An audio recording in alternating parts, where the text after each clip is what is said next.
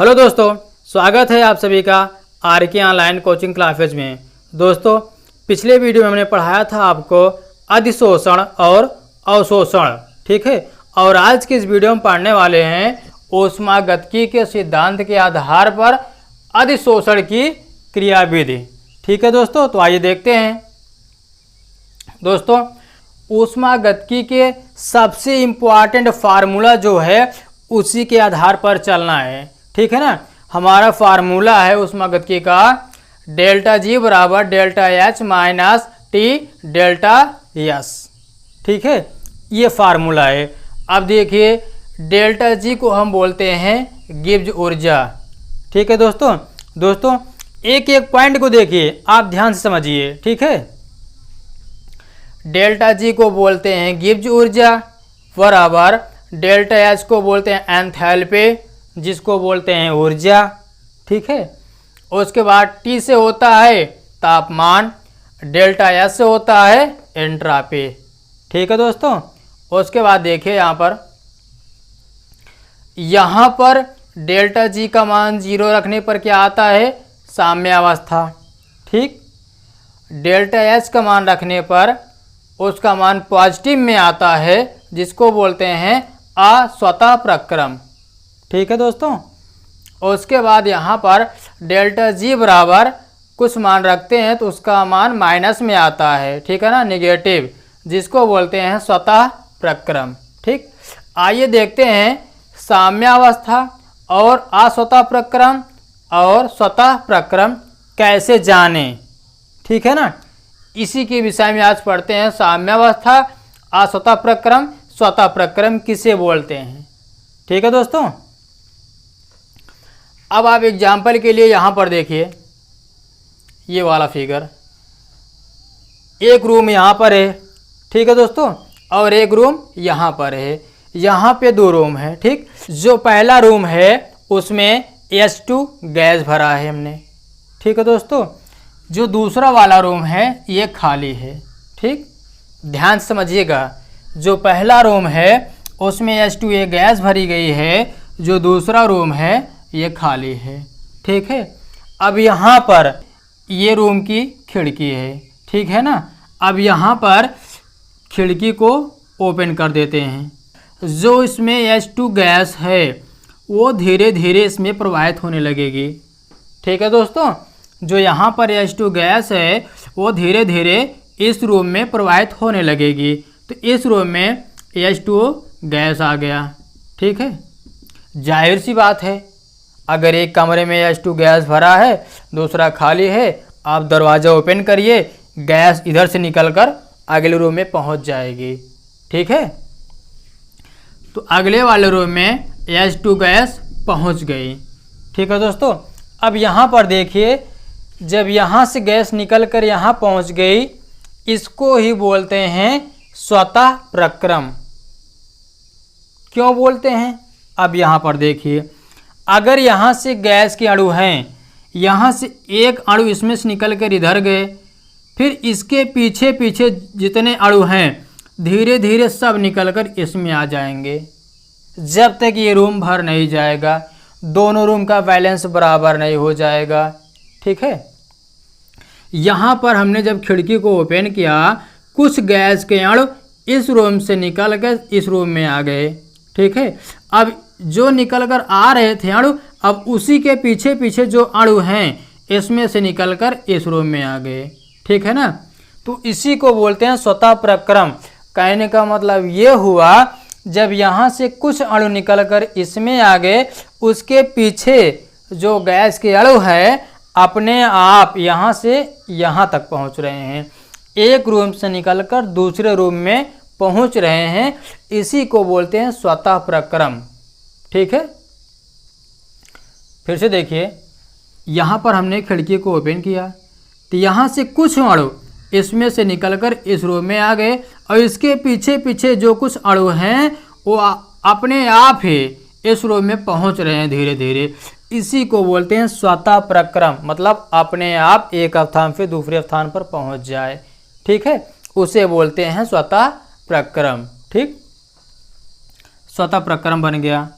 उसके बाद जब इस रूम से निकलकर इस रूम में गैस के अणु प्रवेश कर चुके हैं, जब ये रूम टोटल भर जाएगा गैस के अणु से, इसमें भी कुछ गैस के अणु है, जब इसका बैलेंस बराबर हो जाएगा तो इसमें गैस के अणु नहीं जाएगा। कुछ गैस के अणु इसमें हैं, कुछ इसमें हैं। जब दोनों रूम में गैस के अणु बराबर हो चुके हैं, ना तो इस रूम से इस रूम में गैस के अणु जाएगा, ना तो इस रूम से इस रूम में गैस के अणु आएगा। ठीक, क्योंकि इस रूम में भी गैस लेवल पे है और इस रूम में भी गैस लेवल पे है, इसीलिए ना तो यहाँ से निकलकर इसमें जाएगा, ना तो यहाँ से निकलकर इसमें जाएगा। इसी को बोलते हैं साम्यावस्था।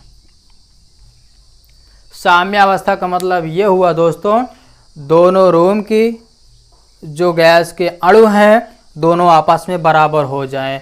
इधर के गैस के अणु इधर ना आए और इधर के गैस के अणु इधर न आए। ठीक, मतलब इस रूम के अणु इधर ना जा पाएँ, इस रूम के अणु इधर ना आ पाएँ।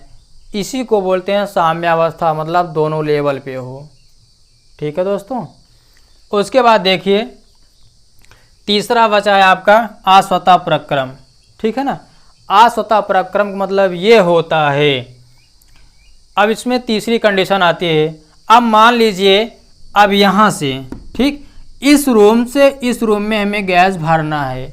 मान लीजिए यहाँ पर कोई अणु नहीं है, ठीक, यहाँ पर कोई अणु नहीं है, तो इस रूम से इस रूम में गैस की अणु प्रवाहित करना है हमें। तो यहाँ पर मान लीजिए हाथ से पकड़कर कुछ गैस को यहाँ पर इस रूम में फेंक देते हैं। ठीक है ना, उस रूम में फेंक दिए हैं, तो यहाँ से पकड़कर यहाँ फेंक रहे हैं ना, तो इसके पीछे पीछे अणु नहीं जाएगा क्योंकि स्वतः प्रक्रम नहीं है। ठीक है ना, यहाँ से पकड़कर गैस के अणु अगले रूम में फेंक रहे हैं तो इसके पीछे पीछे गैस के अणु नहीं जाएगा। ठीक, इसी को बोलते हैं अस्वतः प्रक्रम, मतलब जो अपने आप ना हो पावे उसे ही बोलते हैं अस्वतः प्रक्रम। ठीक, जो अपने आप निकल जाए उसको बोलते हैं स्वतः प्रक्रम। ठीक, तो यहाँ से हम हाथ से पकड़कर यहाँ इस रूम में फेंक रहे हैं गैस के अणु को, तो अपने आप दोबारा नहीं जा सकता है, इसीलिए इसको बोलते हैं अस्वतः प्रक्रम। ठीक है दोस्तों। अब अगला टॉपिक में है डेल्टा एस। डेल्टा एस को बोलते हैं एंट्रॉपी। ठीक है ना, और डेल्टा एस का मतलब होता है बिखराव का मापक। ठीक, बिखराव का मापक। अब हम एंट्रॉपी को पढ़ने वाले हैं, आइए देखते हैं यहाँ पर। ठीक है, अब यहाँ पर देखिए एक रूम है, दूसरा रूम यहाँ पर, तीसरा रूम यहाँ पर। ठीक है, माना गया है। अब इसमें गैस, ये द्रव, ये ठोस। ठीक है, अब एक एक पॉइंट को आप ध्यान से पढ़िएगा। ठीक है, इस रूम में देखिए जो गैस के अणु हैं वो दूर दूर हैं या पास में हैं? दूर दूर में हैं। ठीक है ना, जो गैस के अणु हैं वो दूर दूर हैं। अब इधर से निकल कर जो अणु हैं इसमें आ गए, तो इससे जो द्रव है ये पास पास में है या दूर दूर में है? ये पास पास में है। ठीक, तीसरी कंडीशन में एकदम से पास पास में है, आपस में टच हैं। ठीक है, अब देखिए यहाँ पर अगर गैस के अणु द्रव में जा रहे हैं, ठीक है ना, आपको यही देखना है गैस के अणु का बिखराव ज़्यादा है, ये अणु अगर इसमें प्रवेश किए हैं तो इसका बिखराव कम है। कम है कि नहीं? इससे इसका बिखराव कम है, इसीलिए डेल्टा एस का मान माइनस में होगा। ठीक, मतलब फिर से देखिए यहाँ पर जो गैस के अणु हैं इसमें ज़्यादा बिखराव हैं, जो अगला वाला रूम है इसमें जो अणु है इसमें कम बिखराव है। तो बिखराव हमारा कम हो रहा है कि ज़्यादा हो रहा है? तो बिखराव हमारा कम हो रहा है ना। जब बिखराव हमारा कम हो रहा है तो यहाँ पर डेल्टा एस का मान माइनस में आएगा। ठीक, उसके बाद देखिए यहाँ पर द्रव से गैस में अणु आ रहे हैं। यहाँ पर देखिए द्रव, यहाँ पर गैस, तो यहाँ से इधर से निकलकर इधर जा रहे हैं, ठीक है ना, इधर से निकलकर इधर जा रहे हैं। अब द्रव से निकलकर अणु गैस में जा रहे हैं, तो इसका बिखराव कम है कि ज़्यादा? इसका बिखराव कम है और इसका बिखराव ज़्यादा है, ठीक। जब बिखराव ज़्यादा है तो इसका मान प्लस में आएगा, ठीक। यहाँ पर देखिए, द्रव से अणु निकलकर गैस में जा रहे हैं तो डेल्टा एस का मान पॉजिटिव में आएगा, ठीक है दोस्तों। मतलब अगर बिखराव ज़्यादा हो रहा है तो मान प्लस में आएगा, अगर बिखराव कम हो रहा है तो मान माइनस में आएगा, ठीक। उसके बाद तीसरा देखिए, द्रव से निकलकर ठोस में आ रहे हैं। अब यहाँ पर देखिए, द्रव से निकलकर कुछ अणु ठोस में आ रहे हैं, तो इसका बिखराव कम है कि ज़्यादा? इसका बिखराव ज़्यादा है इसकी अपेक्षा से, ठीक। इस अणु की बिखराव ज़्यादा है और ठोस के अणु का बिखराव कम है, आपस में सटे हुए हैं, ठीक है ना, इसीलिए इसका मान माइनस में आएगा, ठीक। क्यों? क्योंकि इसका बिखराव बहुत कम है, ठीक है ना। फिर से देखिए, द्रव से निकलकर कुछ अणु ठोस में आ रहे हैं, जो द्रव में अणु हैं इसका बिखराव कम है कि ज़्यादा? बिखराव ज़्यादा है, इसमें बिखराव कम है, जिसमें बिखराव कम है उसका मान माइनस में आता है, इसीलिए यहाँ पर डेल्टा एस का मान माइनस में आ गया, ठीक है दोस्तों। फिर देखिए लास्ट में है ठोस से द्रव में, ठीक। यहाँ पर ठोस, यहाँ पर द्रव। अब देखिए, इधर से अणु निकलकर इधर आ रहे हैं, ठीक है ना, ठोस से द्रव में। अब यहाँ पर देखिए, जो ठोस के अणु हैं इसका बिखराव कम है कि ज़्यादा? इसका बिखराव बहुत कम है, ये आपस में सटे हुए हैं, आपस में टच हैं। इसका बिखराव कम है कि ज़्यादा? इसका बिखराव ज़्यादा है। जब बिखराव ज़्यादा होता है तो डेल्टा एस का मान प्लस में आता है।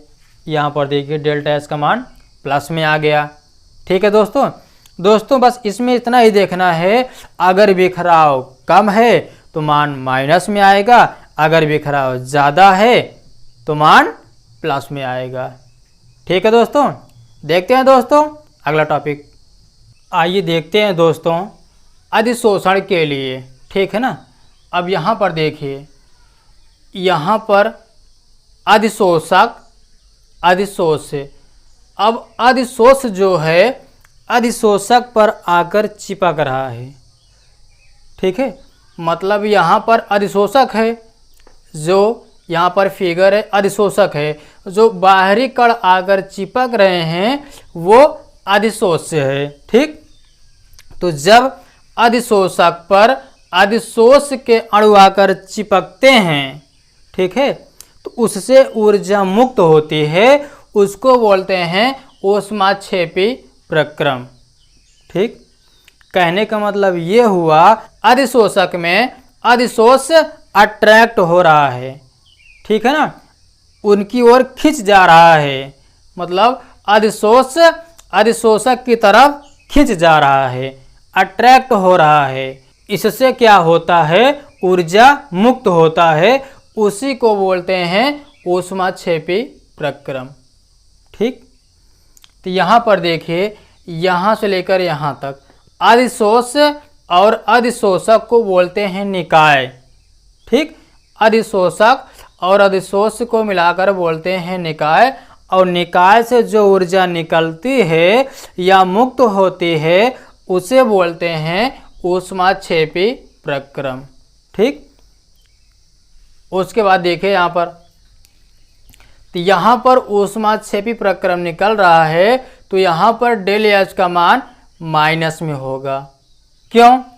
क्योंकि यहाँ पर जो अणु थे, जो बाहरी अणु है, वो यहाँ पर आकर इकट्ठा आपस में चिपक जा रहे हैं, आपस में टच हैं, तो बिखराव कम हुआ। जब बिखराव कम हुआ तो डेल्टा एच का मान माइनस में हो गया, ठीक। अभी हमने बताया था दोस्तों, ठीक। अगर बिखराव ज़्यादा है तो मान प्लस में आता है, बिखराव कम है तो मान माइनस में आता है। ठीक। उसके बाद देखिए यहाँ पर एंट्रापी को देखिए, इस फिगर से आप इसको भी अपने आप से समझ सकते हैं, ठीक है ना। यहाँ पर एंट्रापी को देखिए, ये फिगर है तो यहाँ पर कुछ अणु है, ये फिगर है, यहाँ पर कुछ अणु है। माना एक कार है, ठीक। अब इस कार के ऊपर, ठीक है ना, कुछ धूल के कण हैं ऐसे ऊपर लगे हैं। ये कार है, कुछ ऊपर धूल के कण हैं, ठीक। अगले फिगर में ये कार है, यही धूल के कण जो यहाँ बिखराव ज़्यादा है, ये वाला कण यहाँ पे आकर चिपक गए कार पे, ठीक। ये कार है, कार के ऊपर कुछ धूल के कण हैं, बिखराव ज़्यादा है, तो यहाँ पर जो कार है, जो धूल के कण ऊपर थे यहाँ आके चिपक गए कार से, ठीक है ना। तो यहाँ पर बिखराव कम हो गया, ठीक। जब बिखराव कम हो गया तो यहाँ पर डेल्टा एस का मान माइनस में आ गया, ठीक है ना। अभी हमने बताया अगर बिखराव कम हो रहा है तो मान माइनस में आता है, अगर बिखराव ज़्यादा हो रहा है तो मान प्लस में आता है, ठीक है दोस्तों। तो यहाँ पर देखिए, यहाँ पर जो हमने पढ़ाया अभी, डेल्टा जी बराबर delta H minus T delta S, मतलब ये हुआ जो डेल्टा एस का मान माइनस में है वही मान यहाँ पर रखा गया है। बाकी फार्मूला तो आपका यहाँ है जो हमने अभी स्टार्टिंग में बताया था, ठीक। डेल्टा जी बराबर delta H minus T delta S, ठीक है। अब देखिए यहाँ पर, अब अधिशोषण के लिए देखते हैं। अब यहाँ पर हमारा ये फार्मूला था ऊष्माक्षेपी का, ठीक।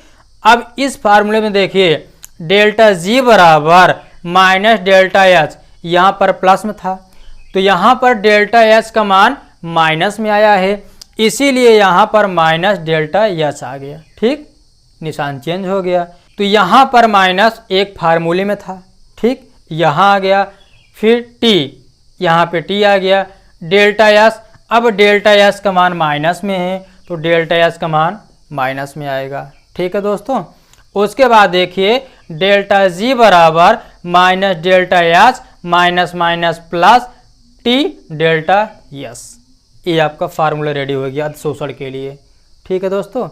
देखते हैं दोस्तों अगला टॉपिक। दोस्तों अब यहाँ पर हम केज फर्स्ट को देखते हैं, ठीक है।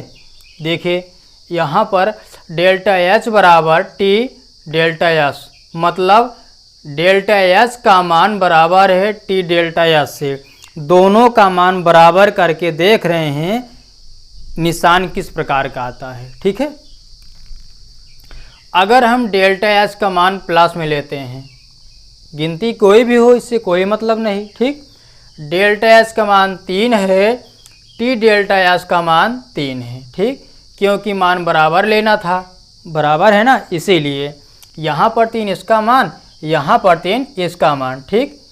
उसके बाद हमने फार्मूला बताया भी दोस्तों, डेल्टा जी बराबर minus delta S plus T delta S. अब डेल्टा जी बराबर यहाँ पर माइनस है फार्मूले में, माइनस डेल्टा एस का मान कितना है 3 आ गया, प्लस टी डेल्टा एस का मान 3 आ गया। अब दोनों को हल करिए, कितना आएगा 0, तो यहाँ पर कितना आया 0 आया, ठीक, वो भी निशान प्लस में, ठीक है दोस्तों। तो यहाँ पर डेल्टा जी का मान 0 आया, 0 का मतलब ये है बैलेंस बराबर है। जो हमने अभी बताया था, एक रूम से दूसरे रूम में गैस के अणु नहीं जा रहे हैं, या अगले वाले रूम से पहले वाले रूम में गैस के अणु नहीं आ रहे हैं, दोनों का बैलेंस बराबर है, उसी को बोलते हैं साम्यावस्था, ठीक है ना। ये हो गया साम्यावस्था, क्योंकि मान 0 आया, इसी को बोलते हैं साम्यावस्था, ठीक है दोस्तों। अब यहाँ पर देखिए सेकेंड केज, डेल्टा एच बड़ा है टी डेल्टा एस से, ठीक है ना, मतलब जो हमें मान लेना है वह डेल्टा एच का मान बड़ा होगा टी डेल्टा एस से, ठीक है ना। अब आइए यहाँ पर देखते हैं, डेल्टा एच का मान कितना हुआ 4, यहाँ पर हम 4 लेते हैं, ठीक, और यहाँ पर टी डेल्टा एस का मान 3 लेते हैं, ठीक। अब इसको आप सॉल्व करिए, ये फार्मूला हो गया, ठीक। फार्मूला जो हमने अभी एंट्रॉपी में हल कराया था, किसका मान माइनस में आया है, किसका मान प्लस में आया है। ठीक है दोस्तों, ये फार्मूला हो गया। ठीक, अब यहाँ पर हम मान निकालेंगे डेल्टा जी बराबर माइनस है, माइनस आ गया, डेल्टा एच का मान कितना है 4 आ गया, प्लस टी डेल्टा एच का मान कितना है 3 आ गया।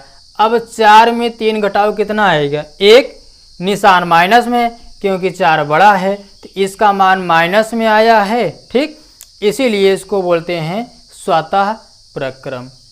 ठीक, इसका मान माइनस में आया है। ठीक है दोस्तों, हमारा कहने का मतलब ये हुआ, अगर डेल्टा एच का मान बढ़ा लेते हैं टी डेल्टा एच से तो इसका मान किस प्रकार का आता है, तो माइनस में आएगा, जिसको बोलते हैं स्वतः प्रक्रम। ठीक है दोस्तों, क्योंकि बिखराव कम हो रहा है। ठीक, उसके बाद देखिए यहाँ पर केस थर्ड, तीसरे केस को देखते हैं। तो यहाँ पर डेल्टा एच का मान छोटा लेंगे, टी डेल्टा एच का मान बड़ा लेंगे। ठीक, तो यहाँ पर डेल्टा एच का मान हमने लिया 3, टी डेल्टा एच का मान हमने लिया 4। अब इसको यहाँ पर हल करेंगे, आप कोई भी मान ले सकते हैं। ठीक है, तो यहाँ पर डेल्टा एच का मान कितना आया 3 आया, तो यहाँ पर फार्मूले में माइनस है, -3। ठीक, प्लस टी डेल्टा एच का मान कितना है 4 आ गया। अब इसको सॉल्व करिए, 4 में 3 के कितना आएगा 1, प्लस में आएगा क्योंकि 4 बड़ा है, +1, तो यहाँ पर आंसर आया +1। इसको बोलते हैं अस्वतः प्रक्रम और डेल्टा जी का मान प्लस में आएगा। ठीक है दोस्तों, केवल मान अपने आप से लेना है, उसके बाद फार्मूले में हल करना है और आपको देखना है कि किस प्रकार का प्रक्रम आ रहा है, साम्य अवस्था की स्वतः प्रक्रम की अस्वतः प्रक्रम। ठीक है दोस्तों, अब दोस्तों ये हमारा न्यूमेरिकल टाइप हल हो गया। अब इसके बाद हम कुछ पॉइंट को बताते हैं, आप पॉइंट को नोट कर लीजिए। ठीक है दोस्तों अभी हमने जो पढ़ाया आपको उसी का पॉइंट है ये। ठीक है ना, फर्स्ट में देखिए, अधिशोषण होने पर पृष्ठ ऊर्जा का मान में सदैव कमी आती है, जो कि ऊष्मा के रूप में प्रयुक्त होती है, अर्थात अधिशोषण एक ऊष्माक्षेपी प्रक्रम है, डेल्टा एच का मान माइनस में आता है। ठीक है दोस्तों, अभी हमने बताया था जो ऊर्जा मुक्त हो रही है, ठीक है ना, जो ऊर्जा मुक्त हो रही है उसका मान माइनस में आता है। ठीक है दोस्तों, यहाँ पर देखिए सेकंड में है, अधिशोषण होने पर एंट्रॉपी का मान घटता है। ठीक है ना, डेल्टा एच बराबर माइनस, ठीक, क्योंकि बिखराव कम हो जाता है। ठीक है दोस्तों, हमने बताया था अगर बिखराव कम हो रहा है तो मान माइनस में आएगा, अगर बिखराव ज़्यादा हो रहा है तो मान प्लस में आएगा। ठीक, तीसरा पॉइंट है, स्वतः प्रक्रम हेतु डेल्टा एच को पर्याप्त ऋणात्मक होना पड़ेगा ताकि वह टी डेल्टा एच से ज़्यादा हो। ठीक, डेल्टा एच के टी डेल्टा एच के बराबर होने पर साम्य स्थापित हो जाता है। कहने का मतलब ये दोस्तों, साम्य अवस्था का मतलब ये हुआ वैलेंस बराबर हो। जो हमने अभी बताया था, 2 रूम हैं, इधर गैस के जो अणु हैं इस रूम में आ गए, जब इसका वैलेंस बराबर हो गया, इन दोनों रूम का, इधर रूम वाले गैस के अणु इधर नहीं जा रहे हैं और इधर रूम के गैस के अणु इधर नहीं आ रहे हैं, उसी स्थान पे साम्य अवस्था आती है, क्योंकि दोनों का बैलेंस बराबर है, इधर से इधर नहीं जा सकता और इधर से उधर नहीं जा सकता। ठीक है ना, तो आप स्क्रीनशॉट ले सकते हैं दोस्तों।